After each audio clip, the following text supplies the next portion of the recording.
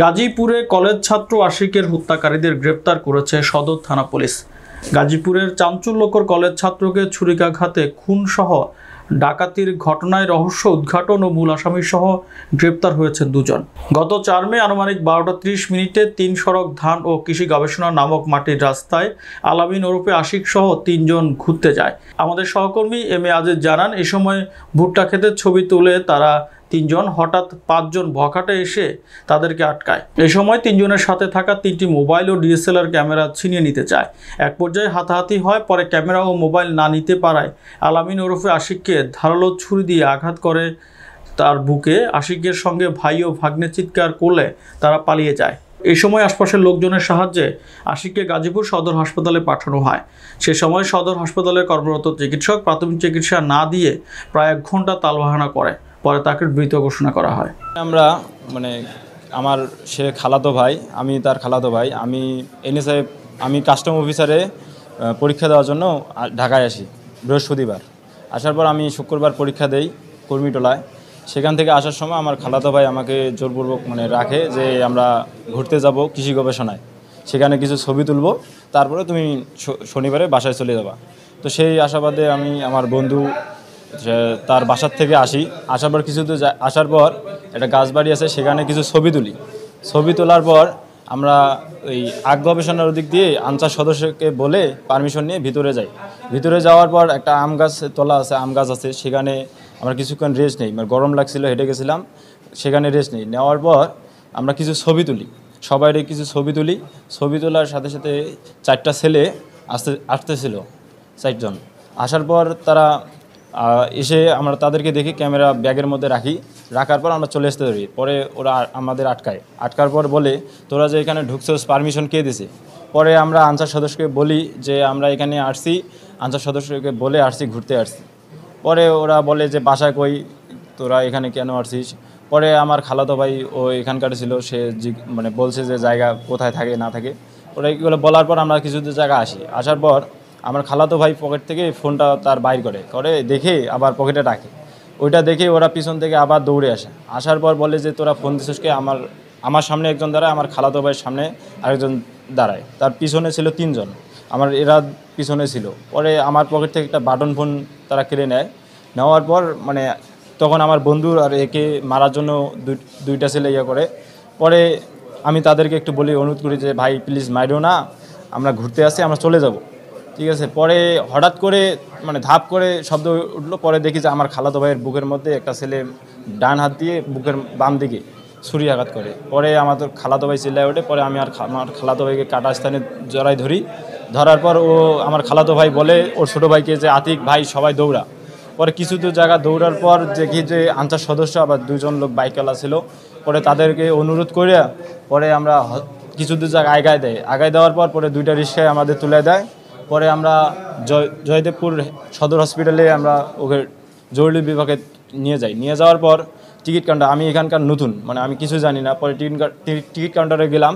যাওয়ার পর ওখানে তাদেরকে অনুরোধ করলাম যে আমার ভাইকে ছুরিয়াঘাত করছে, আপনারা একটা টিকিট দেন। তার টিকিট ছাড়া কোনো চিকিৎসা করে না। পরে আমি ওখানে গেলাম, তারা বলতেছে এখানে পুলিশ কেসের টিকিট নিতে হবে। তো পরে আমি ওইটা বলে না যে ওই জায়গায় পাওয়া যাবে, সেটা বলে না।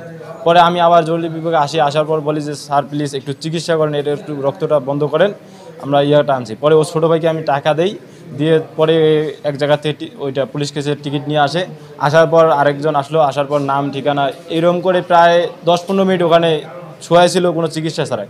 তারপরে আবার ডক্টরকে ডেকে নিয়ে আসার পরে উনি এসে পরে স্যালাইন দিল, অক্সিজেন দিল, পরে ইঞ্জেকশন একটা ডেনার মধ্যে দেওয়ার পর বলতেছে তোমরা তাড়াতাড়ি ওকে একটু করার পর নিয়ে আবার রিপোর্ট লেখার পরে আমার এক জায়গায় নিয়ে যায়। পরে একটা ভর্তি করার জন্য এটা যে করা হয়, সেটা আবার 30 টাকা দিলাম। দেওয়ার পর উনি লিখতে প্রায় 15-20 মিনিট এরকম করার পর প্রায় আমরা 1-1.5 ঘন্টা ওই জরুরি বিভাগে থাকি। পরে আমার 5-7 মিনিট আগে বলা হয় যে ট্রলি নিয়ে আসো, ওকে 8তলায় নেওয়া হবে করার জন্য।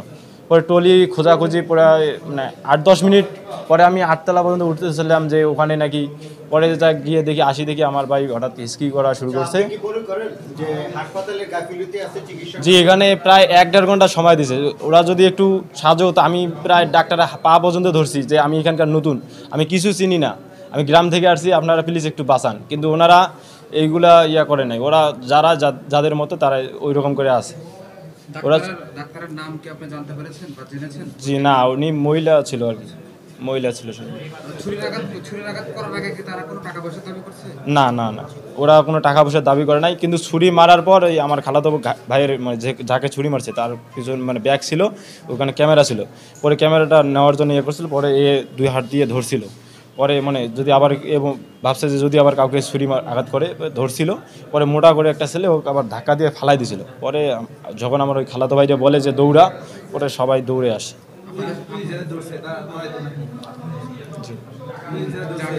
হ্যাঁ হ্যাঁ হ্যাঁ হ্যাঁ হ্যাঁ, ঘটনার পরে এত দ্রুত যে আশিক হত্যার আসামিকে ধরেছে, তাতে আপনাদের মন্তব্য কি?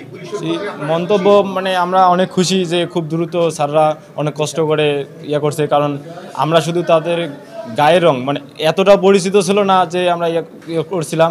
তারপরেও আমরা স্যারদের বর্ণনা দিয়েই ধরতে পেরেছি, এবং স্যার আমাদের ছবি দিয়ে পরে আমরা তাকে মাটি দেওয়ার জন্য গ্রামের বাসায় গেছিলাম। যখন ছবি দিয়েছে তখন আমরা চিনে ফেলছি, পরে এসে আমরা দেখে শনাক্ত করেছি। জি জি জি, আমরা অনেক খুশি, স্যারদের অনেক ধন্যবাদ।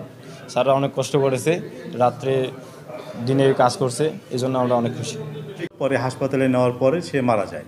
তো যেহেতু তাকে ছুরিঘাত করা হয়েছিল, এটি খুনের ঘটনা হিসেবে আমরা চিহ্নিত করেছি, এবং সেখানে 5 জন ছিল যে দুষ্কৃতকারীরা, যে কারণে একটি ডাকাতির মামলা রুজু হয়। তো ঘটনার তদন্তে জানা যায় যে যে মারা গেছে তার নাম আলামিন ওরফে আশিক। সে আমাদের তার দেশের বাড়ি কুড়িগ্রাম, সে এখানে বাসনে থাকতো, এবং তার 3 জন সঙ্গী 3 জন বন্ধু সহ সে ঘুরতে বেরিয়েছিল। তো যেখানে ঘুরতে গিয়েছিল সেটা হলো আপনার ধান গবেষণাগারের এলাকা, এবং সেখানে যেতে 3টি প্রবেশ পথ আছে। একটি আপনার ইক্ষু গবেষণাগারের ভিতর দিয়ে যাওয়া যায়, একটি ধান গবেষণাগারের মূল ফটক দিয়ে যাওয়া যায়, আর একটি 3 সড়কের রাস্তায় একটি গেট আছে, ওই দিক দিয়ে যাওয়া যায়। আসলে তারা কোন গেট দিয়ে ঢুকেছে এটা আমরা নিশ্চিত নই, তবে যেখানে ঘটনাটি ঘটেছে সেটি সম্ভবত যেহেতু ওই ইক্ষু গবেষণাগারের পাশে, ওই দিক দিয়ে ঢুকে থাকতে পারে। তো সেখানে তারা ওখানে ঘোরাঘুরি এক পর্যায়ে তাদের কাছে একটি DSLR ক্যামেরাও ছিল, হয়তো ছবি টবি উঠাতে সেখানে গিয়েছিল বন্ধুবান্ধব সহ। তো ঘটনার এক পর্যায়ে তারা সেখানে অবস্থান করার সময় সেখানে 4-5 জন দুষ্কৃতকারী তাদেরকে কথা বলার ছলে তাদেরকে ঘিরে ফেলে, এবং তাদের কাছে মূল্যবান যা যা আছে দিতে বলে, এবং সেই অনুযায়ী তারা মোবাইল এবং DSLR দিতে প্রস্তুত ছিল। এবং ঘটনার চক্রে হঠাৎ করে তাদের মধ্যে একজন, সেই আশিক নামে যে ছেলেটি ছিল 4 জনের মধ্যে একজন আশিক, তাকে ছুরিকাঘাত করে, বুকের উপরে ছুরিকাঘাত করে।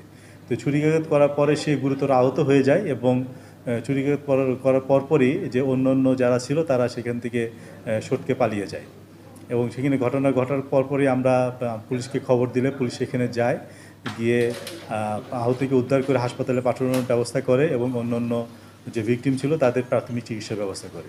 তো পরবর্তীতে হাসপাতালে যাওয়ার পরে যে আশিক, যে আমাদের যে সদর থানা যে বিভিন্ন অফিসার আছে তাদের কর্মদক্ষতায় যে মূল হোতা সুমন, তাকে আমরা গ্রেপ্তার করি। তো সুমনকে গ্রেপ্তার করার আগে আমরা শিখরকে গ্রেপ্তার করি যোগীতলা থেকে। তো শিখর সেই 5 জনের মধ্যে সেও ছিল। তো শেখরকে গ্রেপ্তার করার পরে যে মূল আসামি যে সুমন, যে মূলত ওই চাকু দিয়ে স্টেপ করেছিল ভিকটিমকে, তাকেও আমরা গ্রেপ্তার করি, এবং সুমনও প্রাথমিকভাবে স্বীকার করেছে যে সে স্টেপটি করেছিল। এখন সে যে চাকু দিয়ে স্টেপ করেছিল সেই চাকুটি কোথায় জিজ্ঞেস করলে সে বলে যে সেই ঘটনা ঘটার পরে পাশে যে ইক্ষু ক্ষেত আছে সেই ক্ষেতের মধ্যে সে ফেলে দিয়েছিল। পরে আমরা তার দেখানো মতে সেখান থেকে আমরা চাকুটি উদ্ধার করি, এবং ঘটনার সময় যে ভিকটিম আশিক, তার মোবাইলটিও সে নিয়ে গেছিলো, মোবাইলটি তারা নিয়ে গেছিলো, এবং তার মোবাইলটি আমরা তার হেফাজত থেকে উদ্ধার করি, তার পাশা থেকে। তো পরবর্তীতে এই ঘটনার সাথে সংশ্লিষ্ট আরও 3 জন রয়েছে। তো 3 জনের সম্পর্কে আমরা তথ্য সংগ্রহ করছি তাদের কাছ থেকে, এবং এই ঘটনার সাথে সেই 3 জন সহ আরও অন্য কেউ জড়িত আছে কি না তাদের দেওয়ার তথ্য অনুযায়ী আমরা বুঝতে পারবো, এবং তাদেরকে আজকে আমরা কোর্টে প্রেরণ করছি রিমান্ডে আবেদন সহ। রিমান্ডে নিয়ে আসবো তাদেরকে, রিমান্ডে নিয়ে এসে আরও জিজ্ঞাসাবাদ করে আরও তথ্য যদি পাই সেটা আপনাদেরকে জানাবো, এবং এদের বিরুদ্ধে যথাযথ আইনগত ব্যবস্থা প্রক্রিয়াধীন রয়েছে।